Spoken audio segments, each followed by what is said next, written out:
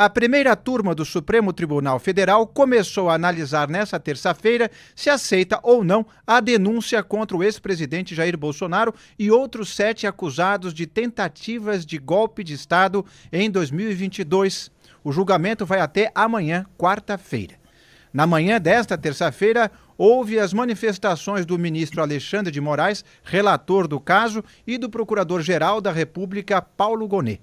Antes do julgamento, o STF passou por varredura antibomba na sala da primeira turma, onde a denúncia está sendo analisada.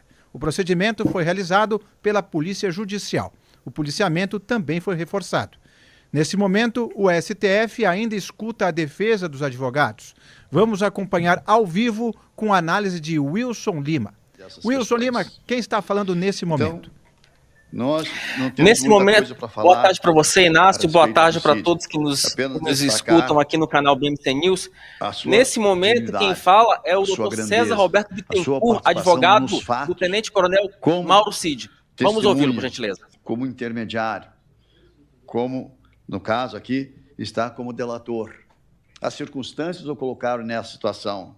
E como assessor que foi do presidente, ele tinha conhecimento dos fatos, tinha conhecimento dos aspectos que se desencadearam. E dessa forma, o relator Cid se desincumbiu, buscou cumprir a sua missão.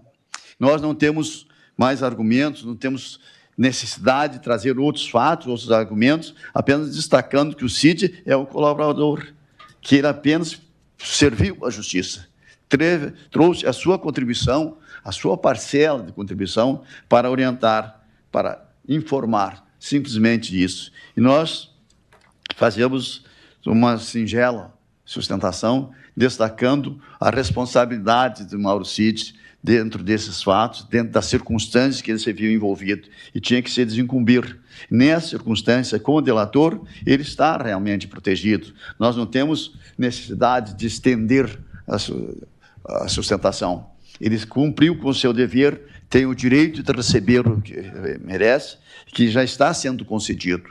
E, dessa forma, nós sustentamos rapidamente, dizendo que esperamos a absolvição dele, ou, no caso, até a recusa do recebimento da denúncia que está sendo iniciada. A absolvição será mais adiante. E, dessa forma, nós não ocuparemos mais espaço, não ocuparemos mais tempo. Apenas pedimos, Excelência, que seja reconsiderado o recebimento da denúncia em relação ao Cid, que prestou a sua formação, cumpriu com a sua missão, com a sua ministério, com a sua missão e cumpriu com o seu dever. Então, dessa forma, sem querer ocupar mais espaço de tempo, nós pedimos que seja recusado, seja não recebida a denúncia em relação ao Mauro Cid pela circunstância que ele de colaborador. Muito obrigado, Excelências. Agradeço, doutor. Pois é, aí tivemos um momento ao vivo do momento em que o advogado de Mauro Cid encerrava a sua fala. Como eu disse há pouco, o julgamento teve a manifestação do ministro Alexandre de Moraes e de Paulo Gonet. Vamos começar ouvindo Alexandre de Moraes. Também foi apresentada a tese defensiva pela defesa de Jair Messias Bolsonaro de aplicação das regras do juízo de garantias ou algo semelhante nas ações penais originárias no âmbito desta Suprema Corte. É importante, diz a Procuradoria-Geral da República, dar relevo a que os tipos penais dos artigos 359-L e 359-M do Código Penal referem-se a crimes de atentado, que prescindem do resultado naturalístico para se consumar. A concretização desses tipos é verificada pela realização de atos executórios que serão detalhados a seguir, voltados a um resultado doloso, mesmo que este não tenha sido alcançado por circunstâncias alheias à vontade do agente. Ainda conclui a Procuradoria-Geral da República, em resumo, que evidenciou-se que os denunciados integraram organização criminosa cientes de seu propósito ilícito de permanência autoritária no poder. Em unidade de desígnios, dividiram-se em tarefas e atuaram de forma relevante para obter a ruptura violenta à ordem democrática e a deposição do governo legitimamente eleito, dando causa ainda aos eventos criminosos de 8 de janeiro de 2023, na Praça dos Três Poderes. Quem também falou foi o Procurador-Geral da República, Paulo Gonet. Vamos ouvi-lo. Alguns fatos foram especialmente marcantes na trajetória desses confrontos. Durante festejos cívicos de 7 de setembro de 2021, em São Paulo, o presidente, com palavras viperinas, deu a conhecer o seu propósito de não mais se submeter às deliberações provenientes da Suprema Corte. Replicou a tática que inspirara entrevista dada por ele no dia 3 de agosto e outra live no dia seguinte. Com a proximidade das eleições, o foco da organização se voltou para as urnas eletrônicas. Passou-se a buscar qualquer subterfúgio para lançar o sistema eletrônico de votação e apuração de votos ao descrédito popular. Não obstante evidências reiteradas sobre a segurança do modelo, havia a obstinação por aproveitar qualquer pretexto para renegá-lo. A organização criminosa esbanjava acusações falsas, mirabolantes e manipuladoras nas redes sociais e meios de comunicação. Em julho de 2022, aconteceu outra etapa da execução do plano de golpe.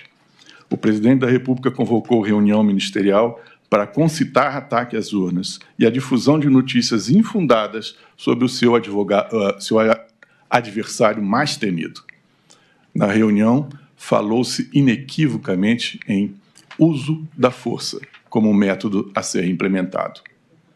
Também no mesmo mês, o presidente da República convocou embaixadores e representantes diplomáticos para verbalizar acusações sobre fraude no sistema da votação. Todas elas já, desde logo, mostradas erradas e maliciosas. Foi mais um passo na execução do plano de solapar o resultado previsto e temido do sufrágio próximo. Tentava-se atrair a boa vontade da comunidade internacional para atos de rebeldia que o grupo arquitetava. Evidência disso está no documento apreendido, em que se recomendava para a ação de ruptura, aspas, a exploração da base legal nos cenários interno e externo e a exploração global dos índices de fraude eleitoral. Fecham-se aspas. Já dou boa tarde a Wilson Lima e Rodolfo Borges e pergunto ao Wilson quais as suas impressões em relação a essas primeiras manifestações. Primeiramente, boa tarde para você, Inácio, boa tarde, Rodolfo, boa tarde para a nossa audiência, boa tarde para você que nos acompanha aqui, o Antagonista. Estamos aqui no calor da notícia, um dia importante. De cara, nós já dá para entender, já deu para sentir aqui nessas primeiras peças, nessa primeira fase do julgamento, que o ex-presidente da República não vai ter uma vida muito fácil no Supremo Tribunal Federal. O Alexandre de Moraes ele reforçou a peça acusatória da Procuradoria-Geral da República, ele inclusive foi até mais incisivo do que o próprio Procurador-Geral, o Paulo Gonet. O Paulo Gonet ele fez uma defesa também enfática da sua peça, né, da sua denúncia, nesse primeiro momento, e os advogados, né, pelo menos até agora, bateram justamente nos pontos, depois vamos explorar isso no bloco 2, mas eles bateram basicamente nas questões que nós já vínhamos adiantando aqui. As fragilidades da delação do Mauro Cid, assim como as próprias fragilidades da acusação da PGR e também da investigação da Polícia Federal. Por enquanto é um julgamento sem surpresas. Confesso, e depois eu vou explorar isso direitinho com mais calma, eu confesso, Inácio, que a defesa dos advogados, ela tá mais... os advogados evitaram confrontos com o Supremo. Eu imaginei que eles fossem ser um pouco mais incisivos. O advogado do Augusto Helena ele foi mais irônico, falou inclusive em terraplanismo da PGR, mas isso a gente vai falar no bloco seguinte. Mas nesse primeiro momento, o julgamento caminha sem maiores surpresas, mas com apenas algumas intercorrências de caráter externo, mas isso a gente vai explorar daqui a pouquinho. Eu entrego para você. Muito bem. Agora a gente tem que pensar, o Wilson me corrija se eu estiver equivocado, que talvez seja uma estratégia justamente eles não queimarem cartucho antes da hora, porque se eles já partem para o enfrentamento, talvez usando argumentos que eles queiram guardar lá para frente, eles podem ficar vulneráveis a serem já, digamos assim, contrabalançados por uma visão contrária. Então talvez estejam esperando o momento certo para soltar os seus petardos. E eu convido também o Rodolfo Borges. Na verdade não, Inácio. Na verdade em termos de tática de defesa, os advogados eles evitam esse embate direto com o Supremo porque eles já sabem que eles já partem para o julgamento em condição desfavorável. Então partir para o embate valeria mais para um vídeo de rede social do que outra coisa.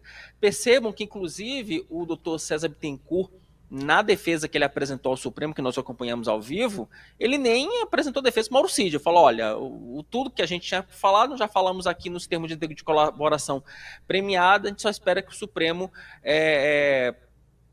homologue todas as questões, todos os acordos feitos pelo Mauro Cid. Então, você veja nesse momento que nem a defesa do Mauro Cid quer enfrentar, quer partir para o embate contra o Supremo Tribunal Federal. Rodolfo Borges, sua análise. Boa tarde a todos. É um clima de jogo jogado. Era o que a gente estava esperando já.